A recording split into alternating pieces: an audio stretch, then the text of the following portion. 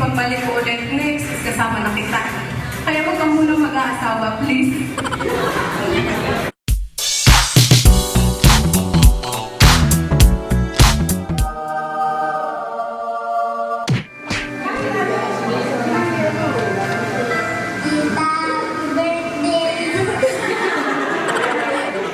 Yo, I ain't here for the money, I ain't here for the fame. Though it might be nice to.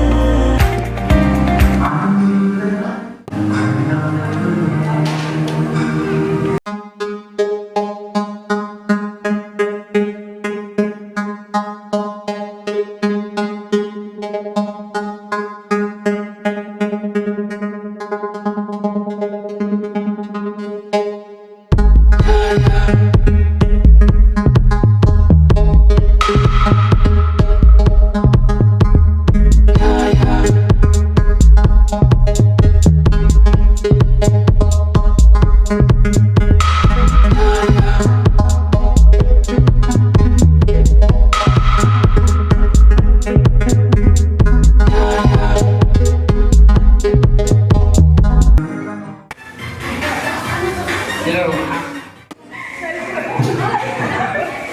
Yun, so, wait. So, pangatlo po na magbibigay ng kanyang encouragement and also advice para sa ating birthday celebration.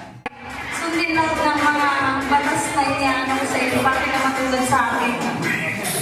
Hindi niyo umpisa ng buhay mo, ha? Patuloy lang, ha? Yun lang. Maraming salamat. Okay, thank you po, Ate Dana. Okay, information, working as a makeup artist,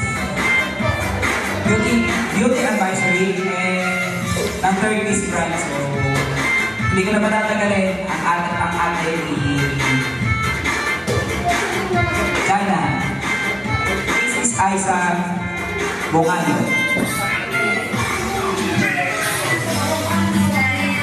Paano ba yan? I'm your idol. Okay, my dear sister and our dear debutant, Janica, this is for you. Since ina-idolize mo ko, kaya kita palaging pinagagalitan. Kasi gusto ko maging strong pa kagaya ko. And since na nakailang balik na ako sa abroad, gusto ko kasi pagbalik ko ulit next is kasama na kita. Kaya huwag kang muna mag-aasawa, please. Okay, happy birthday to my little sister. Happy 18th birthday. 18th birthday is the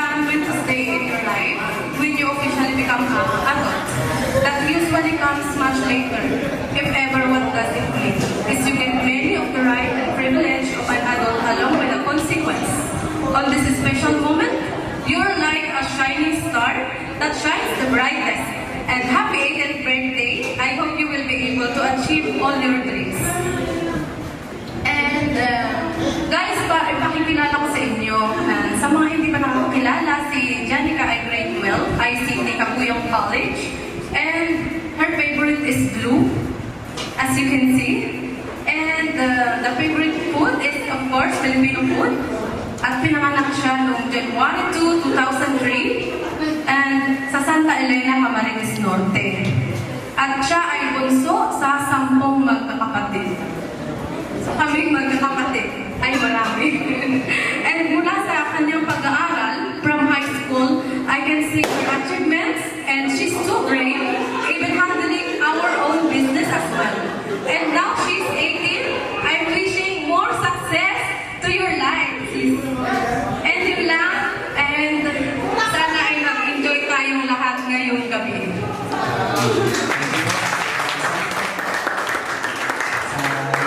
Words of encouragement. Ngayon,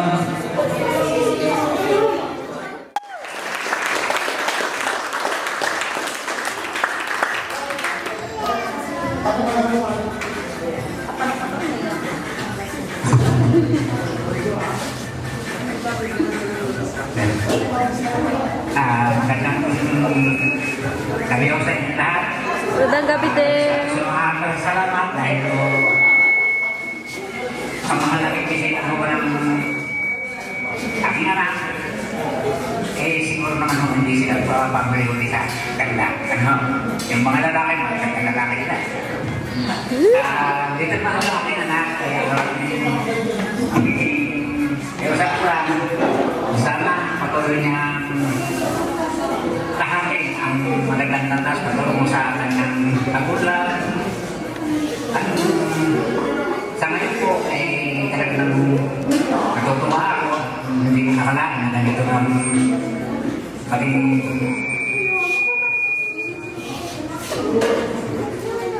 kasiyahan ng aking anak sa sipunta ng mga kapatid. Pinagpapasalamatan ko. Welcome! Anak, happy birthday.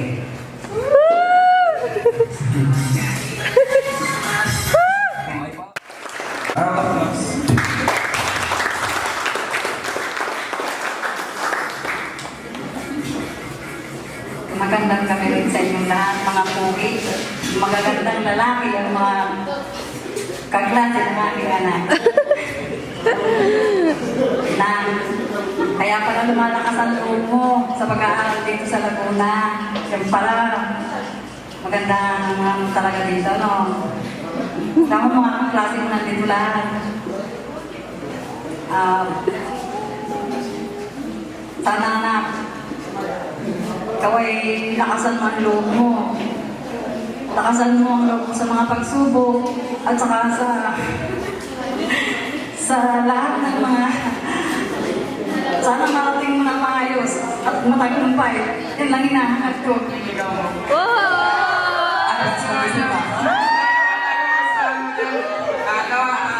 sa bawat desisyon mo, patuloy kami nga sa suporta sa iyo. At sa bawat journey sa buhay, ganun talaga maraming pagsubok bilang isang tao. At ang kailangan natin ay talagang napakahirap. Bawat pagsubok na nadaanan natin, katulad ng pag-aaral, isa talaga sa mga mahihirap na achievement sa buhay ang makapasa. Kaya bilang isang nagdadalaga na, ang gusto ko lang natanong sa iyo ay ikaw ay maging masaya sa arawan mo ito at talagang matandaan mo yung mga kuya ka dito na handang tumulong sa iyo. Sa oras na yung Panginoon. Yes! So, nakaka-eya. So yun, nakakatuwa yun. Pero ayun, personally, ayun, magpapasalamat din ako. Ayun, una sa lahat, birthday. And maganda yung mga pinagsasabi nila na kapag meron kang pangarap sa buhay, huwag kang titigan at pakuha mo yun. Kasi hindi naman madaling abutin yun eh. Mayroon talaga may mga pagkakataon na mahihirapan ka, susuko ka, pero kapag malinaw sa iyo yung gusto mong mangyari sa buhay mo, gagawin mo yun. Exactly. Sabi nga nila, nandyan, yung relationship nandyan lang yan. Yes. Which is maganda yan, kasi depende yun sa approach natin sa response natin. Pero importante, i-establish muna natin yung dreams natin bago tayo mag-proceed sa ganung bagay. Tama. So, personally, ayun, kapasalamat ako ngayon. Happy birthday. And I hope, matupad mo lahat ng mga gusto mong mangyari pa at yung mga mangyayari pa na mas maganda. So, keep on trusting sa Panginoon.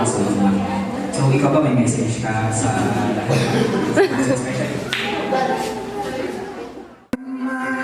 That is the look is in your eyes.